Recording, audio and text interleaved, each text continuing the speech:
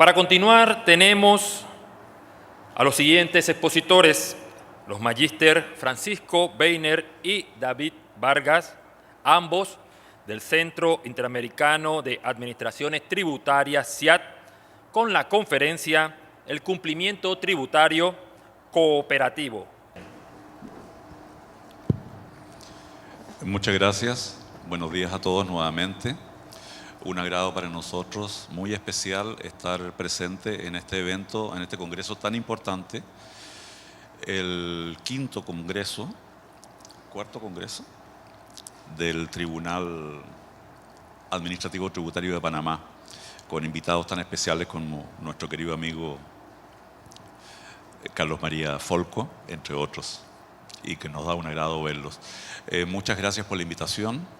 Especial saludo para la magistrada presidenta, la señora Ana Mae Jiménez, y nos sentimos muy complacidos agradeciendo esta invitación nuevamente y especialmente la participación de la magistrada, la reciente participación de la magistrada Isis Ortiz en nuestra Asamblea General del Centro Interamericano de Administraciones Tributarias recientemente realizada en Lima, Perú,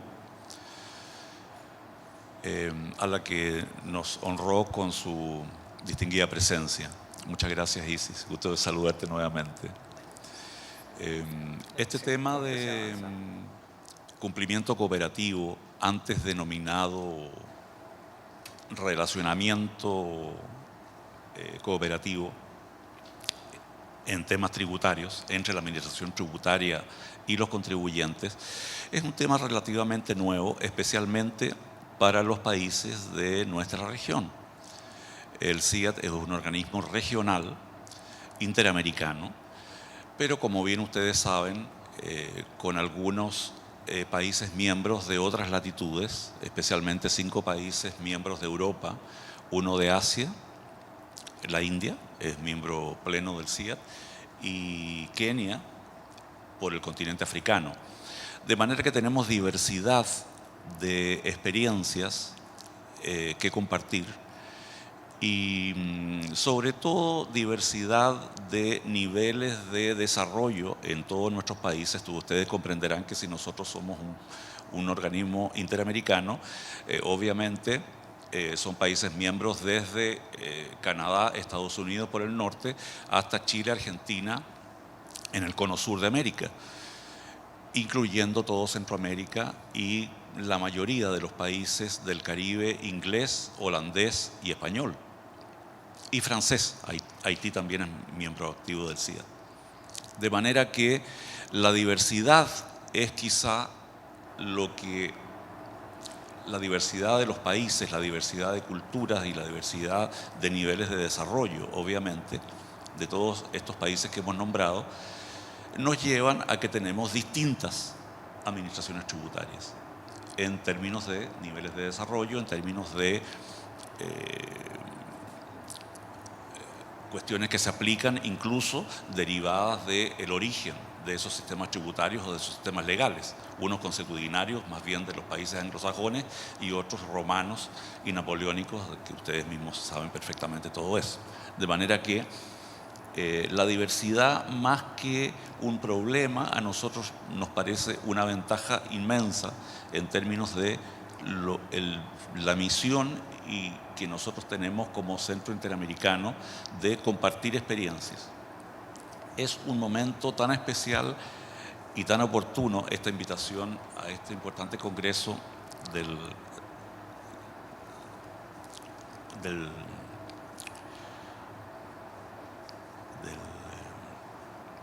en que estamos participando, del Tributario Administrativo de Panamá, porque el tema que nos han pedido exponer, y que lo va a exponer en específico nuestro compañero y colega David Vargas, componente de la Dirección de Cooperación Internacional del CIAT. Es un momento muy especial por el tema, porque realmente en 2013, 2014 nosotros hemos publicado un estudio importante sobre el cumplimiento cooperativo. en los países de nuestros países miembros, y no de todos, de una selección de países que ya en su momento nos va a explicar David. Por otra parte, este tema, aún siendo nuevo para nuestra región, también de alguna forma es nuevo para otros países desarrollados de otras latitudes. De hecho, no antes de 2000, 2001, Australia comenzó esta práctica del relacionamiento más directo entre grupos de altos directivos de la administración tributaria y grupos de altos directivos de empresas, obviamente de contribuyentes importantes en términos de su capacidad de negocios, de producción y de comercio. Lo que normalmente en América y en Latinoamérica llamamos grandes contribuyentes. ¿Por qué? Porque esos contribuyentes obviamente tienen consejos de dirección y que les permiten tener una visión de gobierno corporativo, que es lo que la administración les solicita y les requiere a ese tipo de contribuyentes para establecer un nivel de planificación del riesgo estratégico en términos de las operaciones que realizan. De ahí la importancia de crear este relacionamiento que ahora ha ido más bien derivando hacia un concepto de cumplimiento cooperativo, tanto desde el punto de vista de la apertura que puede dar la administración tributaria, bueno, que le compete por ley, la divulgación, la transparencia y la información al contribuyente, la divulgación, la atención al contribuyente. Aquí estamos en unos peldaños quizá un poquito más arriba de eso, tratando de abrirnos nuestro enfoque de riesgo de fiscalización hacia los contribuyentes, pero al mismo tiempo para conocer mucho mejor el giro del negocio de esos contribuyentes que, en términos de la especialidad de su giro, como telecomunicaciones, gran minería y todo tipo de empresas extractivas, ¿no es verdad?, que son de difícil fiscalización en términos de la preparación que nuestros propios auditores tienen para conocer de esas especialidades. Una cosa es tener un plan de fiscalización y fiscalizar farmacias y todo tipo de comercio, pero diferente es ya entrar a fiscalizar y hacer auditorías, sobre todo en profundidad, de sistemas bancarios, de empresas de seguros y mucho más de transnacionales que tienen sucursales en otros países y que entran con el tema de los precios de transferencia. Es decir, por ejemplo, una de las, y con esto ya termino este redondeo inicial para darle la palabra a David, una de las razones y ventajas de entablar relacionamiento de este tipo cooperativo entre la administración tributaria y los consejos de administración de estas grandes empresas es buscar, obviamente, primero una confianza más amplia. Segundo, tratar de disminuir los costos asociados al cumplimiento tributario, antes llamado presión tributaria indirecta, o ahora llamada más fácilmente costos de transacción tributarios, tanto para la administración, tanto para el contribuyente. De manera que tratamos de evitar todo eso, pero tratando de conocer que a través de los planes de riesgo que le pedimos a las grandes empresas, nos señalen elementos que nos faciliten nuestro trabajo en términos de auditoría e incluso de información hacia ellos. Podemos transparentarnos en nuestros planes de fiscalización y en lo que nos interesa de esa empresa, y podemos ver entonces con esa empresa si se va a allanar a darnos alguna información transparente y a incrementar este tipo de confianza. No todos estos elementos y requisitos deben darse en este relacionamiento cooperativo, pero es importante decir que es un tema todavía nuevo, aun cuando en Australia, Irlanda y Países Bajos comenzó en 2001, 2005, Estados Unidos lo mismo. bueno, Países Bajos y Estados Unidos son países miembros del CIES también, pero el estudio que recientemente ha hecho David en colaboración con otros dos coautores del estudio que les va a presentar, se refiere a países más en desarrollo y economías emergentes de América Latina, principalmente con algunos casos de países del Caribe inglés como Guyana y San Martín, Caribe holandés, pero fundamentalmente recogiendo las experiencias de países como Argentina y Brasil, México y Chile, que pueden ser importantes para ilustrar un poco este tema y tenerlo como referencia. David, por favor, adelante. Sí. Sí, me gustaría comenzar aclarando que mi presentación va a ser un poco diferente a las que hemos visto hasta ahora, ya que no voy a explicar un proceso en particular, sino un concepto. Un concepto que en el contexto que bien mencionó el señor Weiner y en el contexto que van a aprender mañana cuando les hablen de BEPS, es algo que probablemente lo escuchen a menudo en los años venideros y me gustaría que por lo menos si algo se llevan de la presentación es que si alguien les pregunta qué es cumplimiento cooperativo, puedan contestarla. Me gustaría empezar con una imagen que no se ve muy bien acá, pero este es Al Pacino y este es Robert De Niro. No sé si las películas les suena, pero Heat es tremenda película. En esta película, Al Pacino es un policía y Robert De Niro es un delincuente. No quiero decir que la relación contribuyente-administración tributaria sea esta, ni mucho menos, pero es una relación de enemistad, por decirlo de alguna manera. ¿Qué pasó con esto? Con la crisis financiera del 2008, hay muchos países que se dicen, ok, bueno, por problemas de presupuesto, tengo menos plata, tengo que recaudar lo mismo o más, ¿qué hago? ¿Puedo seguir tratando al contribuyente como si fuera un delincuente? Podemos intentar colaborar y cumplir con las metas de recaudación, ayudando a que el contribuyente cumpla sus obligaciones. Yo creo que si bien a nadie le gusta pagar impuestos, como hemos visto por los expositores anteriores, hay que hacerlo porque es una obligación formal y si bien puede haber posiciones filosóficas que difieran mucho al respecto, se tiene que pagar. Yo creo que como el contribuyente sabe que tiene que pagar, lo que él quiere es certeza. Y eso es lo que estas iniciativas plantean. ¿Qué es el cumplimiento cooperativo? No es más que el contribuyente y la administración se sienten y digan, ok, tienes que pagar tanto. Yo sé que vas a tener posiciones controversiales en tu plan de acción anual. Yo quiero que me los digas para yo poder saber qué criterio voy a tener y en la medida en que tú me correspondas con información verídica y acertada, de esa misma manera yo te voy a poder dar una atención rápida y eficaz. Esto fue lo que pasó en Holanda y Estados Unidos, como mencionaba el señor Weiner, ya que en estos países se dieron cuenta que quizá era más fácil sentarse con el contribuyente y verificar todos estos aspectos.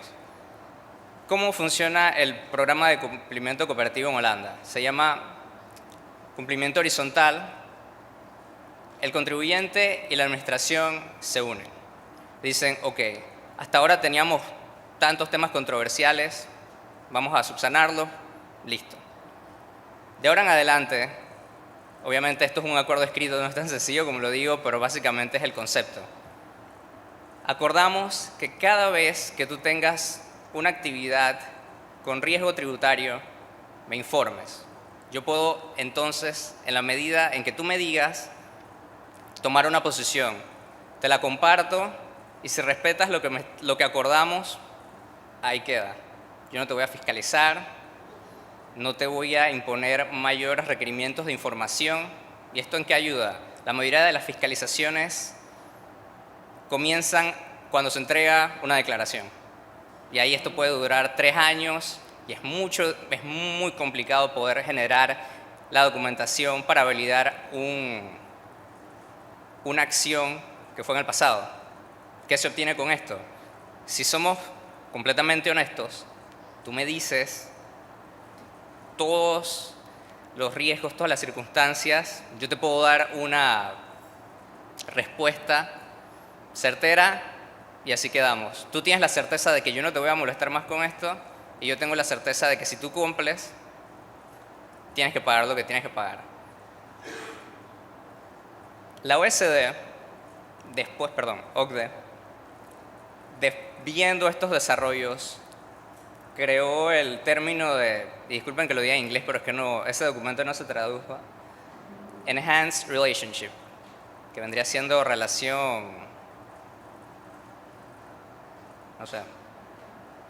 El problema con esto fue que, si bien tiene un nombre bastante llamativo, muchos contribuyentes se quejaron de que quizá el principio de igualdad ante la ley se quebraba, porque le estás dando a cierto tipo de contribuyentes un beneficio adicional. Para la publicación del 2013 de la OECD que trataba el tema, eligieron cambiar el nombre. En vez de Enhanced Relationship, Cooperative Compliance, y de ahí el título Cumplimiento Cooperativo. Y si bien es lo mismo, la definición, palabras más, palabras menos, es lo que le acabo de decir. Si tú eres una relación transparente entre la administración y el contribuyente que permita que haya certeza en ambas partes. Y bueno, la imagen de abajo era Steph Curry y Klay Thompson, que acaban de ganar el campeonato de la NBA hace un par de semanas y bueno, les fue bastante bien. Y si los comparamos con otros dúos de baloncesto que quizá anteponen el ego ante todo, no les va tan bien. Ellos tiraban cualquier cantidad de tiros y la verdad que se supieron llevar bastante bien.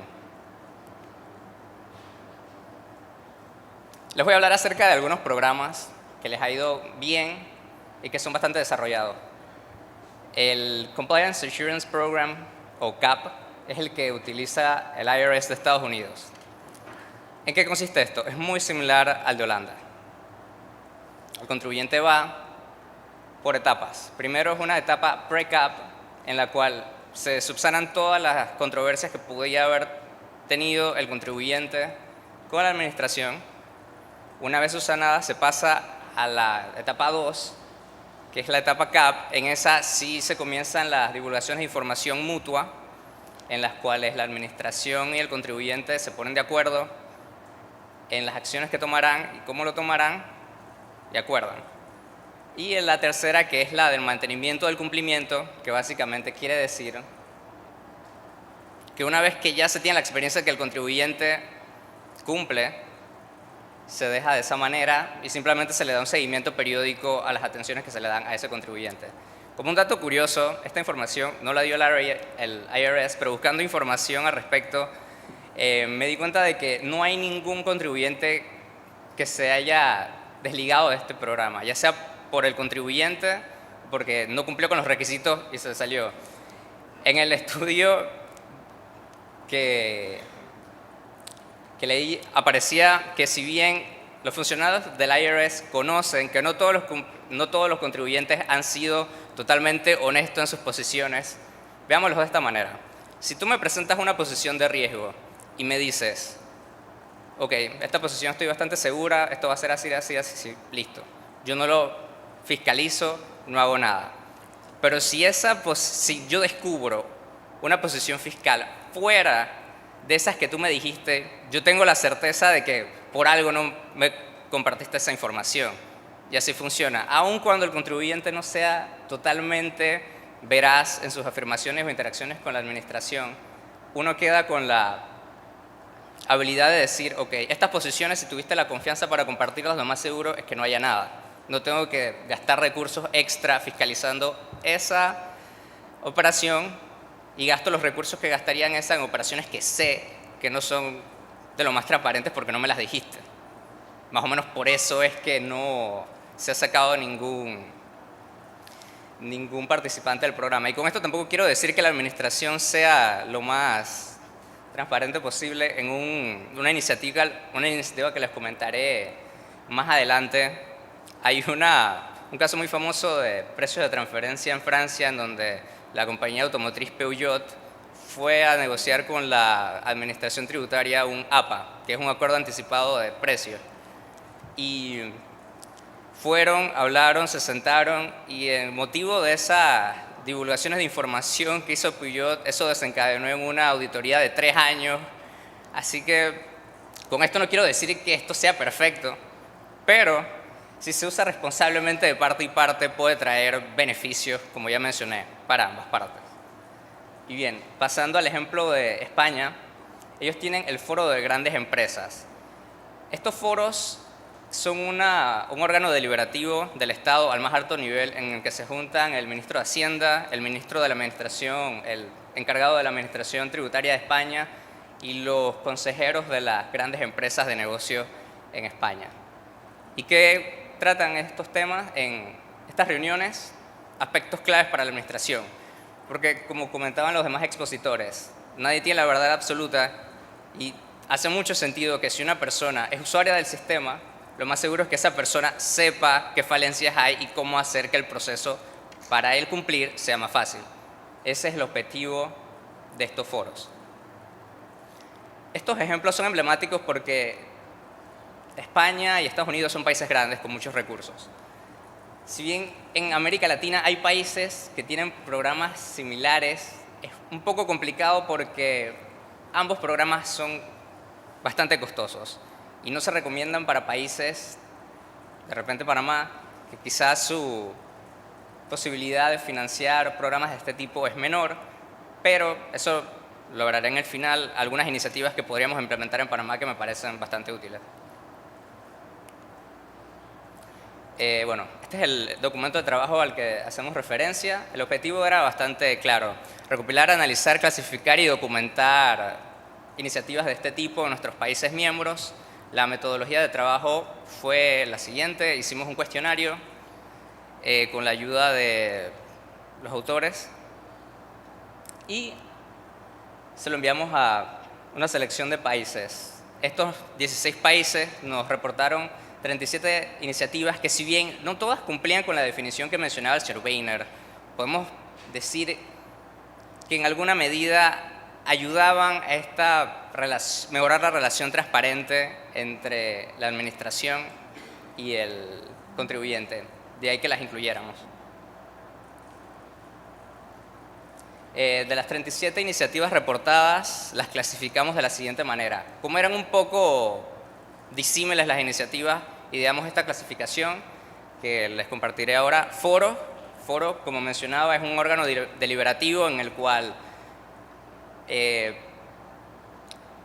agentes del más alto nivel, tanto del Estado como de la empresa privada o intermediarios tributarios, se reúnen, conversan y proponen iniciativas para mejorar el sistema tributario. Comunicación personalizada, esto vendría siendo iniciativas que le permiten un canal de comunicación directo al contribuyente con el Estado. Programa basado en nivel de riesgo para elegibilidad y acuerdos. Estos serían como los de Estados Unidos. Es un programa en el cual, dependiendo de la evaluación que te haga la administración y la cantidad de información que uno esté dispuesto a divulgar, acordamos ciertos puntos. Eso sería esto. Canales de consulta sería muy similar a comunicación personalizada, pero canales de consulta, como mencionaré adelante, es algo un poco complicado porque si bien muchas, por no decir todas las administraciones tienen algún tipo de consulta, no en todas las administraciones las consultas son vinculantes. ¿Qué quiero decir con vinculantes? Que si la administración, tú le haces una consulta y ella te responde, hay países en los cuales esa consulta vale como una opinión, es un acto administrativo y tienes que seguirlo. Si te desligas de esa interpretación, corres el riesgo de que tu operación o el tema de la consulta se te niegue. Capacitación, si bien es algo que quizá uno no pueda pensar que tiene que ver con cumplimiento corporativo, nos dimos cuenta que en muchos casos las administraciones, por lo menos de Bolivia, intentan capacitar a los contribuyentes en temas de cumplimiento. Y nos parece que esto es una manera de ayudar al cumplimiento comparativo, ya que si una persona sabe y conoce las interioridades de un proceso, lo más seguro es que le sea mucho más fácil cumplir con su obligación. Servicios en general orientados al cumplimiento. Aquí agrupamos a la mayoría de las iniciativas que consideramos que, si bien encuadraban en cumplimiento corporativo, eran un poco difícil de agrupar en las categorías anteriores. Y por último, otras iniciativas que fueron las que, por decirlo cortésmente, los países nos mandaron y no pudimos ponerle a ninguna otra, así que para no dejarlos por fuera los pusimos ahí. Si bien, ahora para hablarle de algunos ejemplos con respecto a iniciativas de este tipo, tenemos en Argentina las reuniones celebradas en el ámbito del Consejo Consultivo y comisiones especiales. Estas reuniones son muy similares a las que se dan en España. ¿Y en qué consisten? La Administración Federal de Ingresos Públicos de Argentina es una institución muy particular, ya que ellos agrupan no solo las obligaciones impositivas, sino también las aduaneras y las de seguridad social. Así que es una institución enorme. ¿Y ellos qué hicieron para poder facilitar el proceso de mejoramiento de procesos? Constituir un consejo consultivo por cada una de las responsabilidades que tienen: aduana, seguridad social y impositiva. ¿Cómo funciona? Muy similar a la de España. Se reúnen periódicamente las máximas autoridades de AFIP y las máximas autoridades de las empresas que decidan participar, y en ese contexto discuten ideas que pueden ser usadas para mejorar el proceso de toma de decisiones a la hora de implementar nuevos procesos en la administración. Me parece que esto, en el caso de Panamá, podría ser bastante útil, ya que acá tenemos la costumbre de que una vez ya están los procesos y todo el mundo está enojado, entonces es que hacemos consultas para ver cómo mejorar los procesos. Quizá nos podríamos ahorrar muchos problemas si antes de que se llevara a cabo un proceso se hicieran las consultas adecuadas y nos aseguramos de que todas las partes involucradas en eso están de acuerdo. En México, en la categoría de programas basados en riesgo, tenemos lo que se conoce como acuerdo conclusivo. Esta es una iniciativa muy, muy interesante, ya que, y me parece aplicable en Panamá, que consiste en que un contribuyente que está moroso puede, antes de que se le envíe una boleta diciéndole que está moroso, antes de que se le notifique el hecho de que está moroso, él puede acercarse a una institución en México que se llama la Defensoría del Contribuyente y puede acordar con la mediación de esta institución, con la administración tributaria, la forma en que va a pagar el pago. Y el beneficio para el contribuyente, ¿cuál es? La primera vez que solicite un acuerdo conclusivo, se le condona el 100% de los recargos al monto. Me parece que está bastante bien. Y si solicita acuerdos conclusivos posteriores, se le condona un 20 al 30% de los recargos que pueda tener.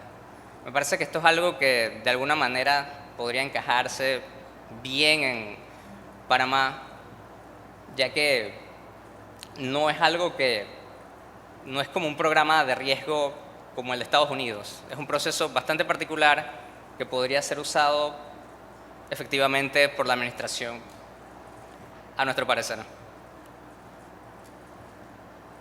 Este es un tema bastante sensitivo porque para los participantes que son de Panamá, en la actualidad estamos en un proceso bastante interesante con respecto a los precios de transferencia en Panamá. Se están realizando las primeras auditorías de precios de transferencia.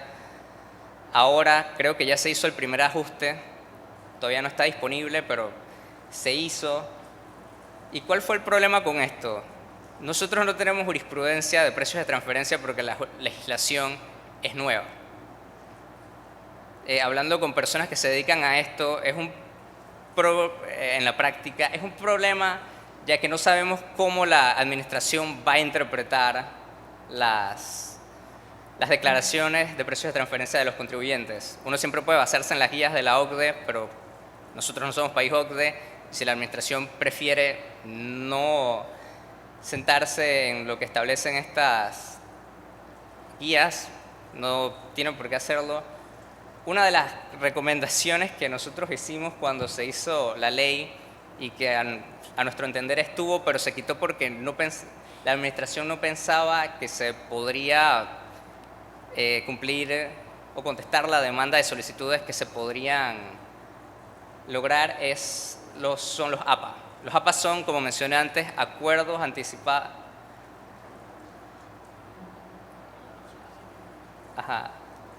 Acuerdos de precios anticipados. ¿Qué quiere decir esto? El precio de transferencia se maneja calculando que el monto en que partes relacionadas negocien sea cónsono con el principio de libre mercado. Es decir, que las transacciones sean cónsonas con las que realizarían partes no relacionadas en circunstancias similares.